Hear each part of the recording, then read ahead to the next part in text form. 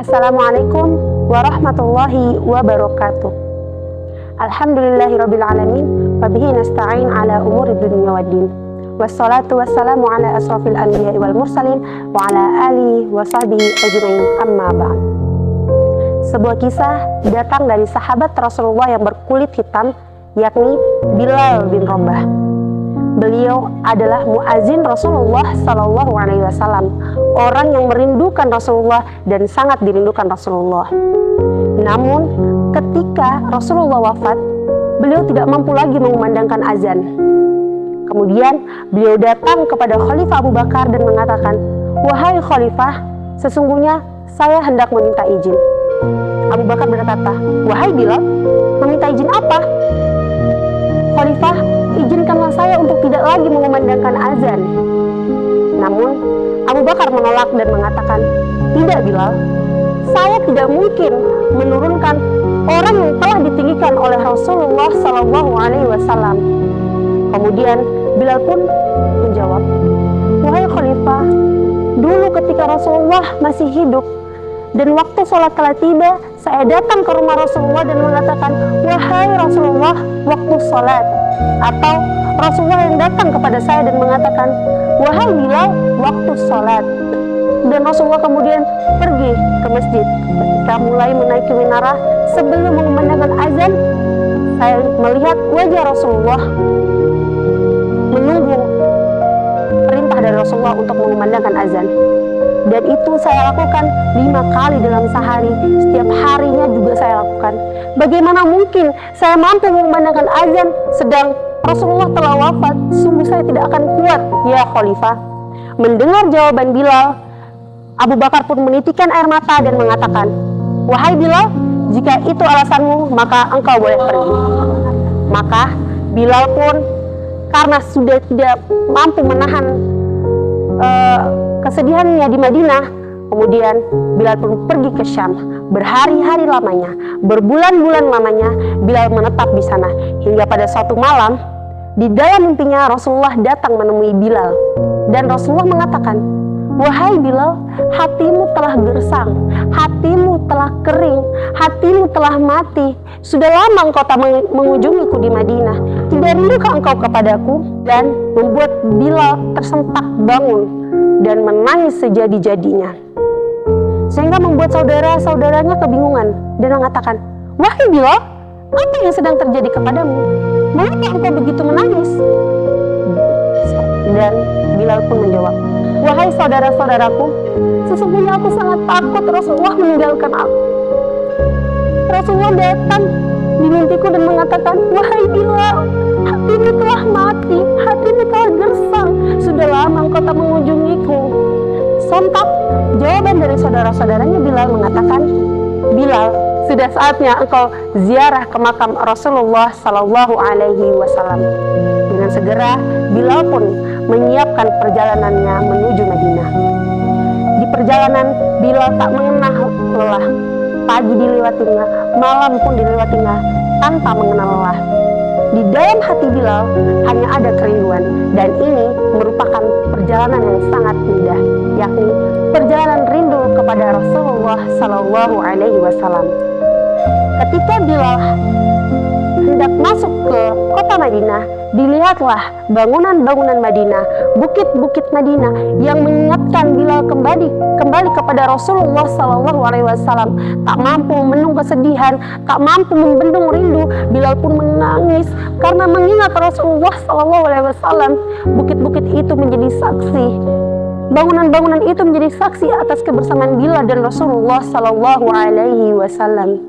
Ketika sampai di makam Rasulullah, Bilal pun bersimpuh dan mengatakan dengan suara yang parau dan serak, "Assalamualaikum ya Habibullah, Assalamualaikum ya Rasulullah." Karena saking rindunya Bilal kepada Rasulullah, tak mampu membendung air mata, beliau menangis di dalam diamnya. Saat di tengah nangisnya beliau, ada seseorang yang menepuk pundaknya, yakni Khalifah Abu Bakar As-Siddiq, dan beliau mengatakan, "Bilal, engkau telah berada di Mekah, namun mengapa engkau menangis?" Bilal pun menjawab, "Wahai Khalifah, aku takut sekali Rasulullah meninggalkan aku. Dosa apa yang kau perbuat? Kata Abu Bakar, Khalifah. Rasulullah datang kepadaku di dalam mimpi dan mengatakan hatiku telah mati, hatiku telah gersang karena sudah lama aku tak menemui beliau di Madinah. Sontak Abu Bakar menjawab, wahai Bilal, air mata yang jatuh karena Rasulullah tidak akan pernah ditinggalkan oleh Rasulullah, dan engkau bukanlah orang yang ditinggalkan oleh Rasulullah. Di tengah obrolan Bilal dan Abu Bakar, sang khalifah kemudian mengatakan, Bilal, karena engkau telah berada di Madinah, kumandangkanlah azan. Dengan cepat Bilal menjawab, tidak khalifah, tidak. Saya tidak akan mampu lagi mengumandangkan azan setelah wafatnya Rasulullah Sallallahu Alaihi Wasallam. Di tengah-tengah perbincangan mereka, kemudian datang Hasan dan Husain, cucu Rasulullah Sallallahu Alaihi Wasallam.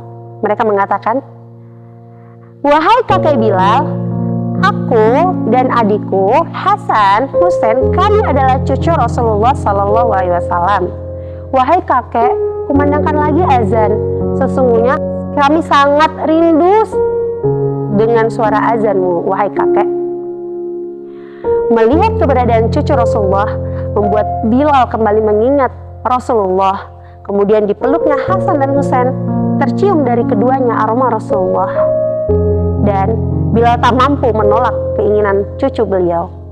Dan kemudian Bilal pun mengiyakan permintaan mereka. Ketika waktu sholat tiba, Bilal pun menuju ke menara masjid. Orang-orang Madinah ketika melihat Bilal pun berbondong-bondong ke masjid. Ketika Bilal telah berada di atas menara, dilihatlah orang-orang di bawahnya. Dahulu ketika beliau melihat ke bawah, ada Rasulullah, namun sekarang sudah tiada. Dengan sekuat tenaga, Bilal kemudian mengumandangkan azan. Allahu Akbar, Allahu Akbar. Ketika beliau mengumandangkan azan pertama, maka sontak seluruh orang Madinah menangis karena mengingat akan Rasulullah. Karena dahulu ketika Bilal azan, pasti ada Rasulullah Sallallahu Alaihi Wasallam. Allahu Akbar, Allahu Akbar. Ketika Bilal melantunkan azan yang kedua kalinya, maka seluruh wanita Madinah pun keluar. Ibu-ibu Madinah pun keluar dan mengatakan, apakah Rasulullah telah dibangkitkan kembali? Apakah Rasulullah telah hidup kembali? Tidak, Rasulullah tidak dibangkitkan kembali. Itu hanya suara Bilal, jawab orang-orang Madinah.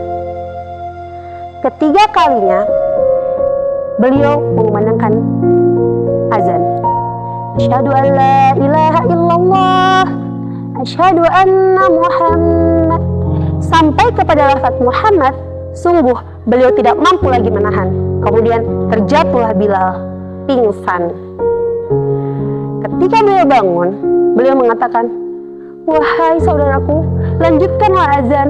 Sungguh aku tidak akan mampu lagi mengumandangkan azan setelah wafatnya Rasulullah Sallallahu Alaihi Wasallam.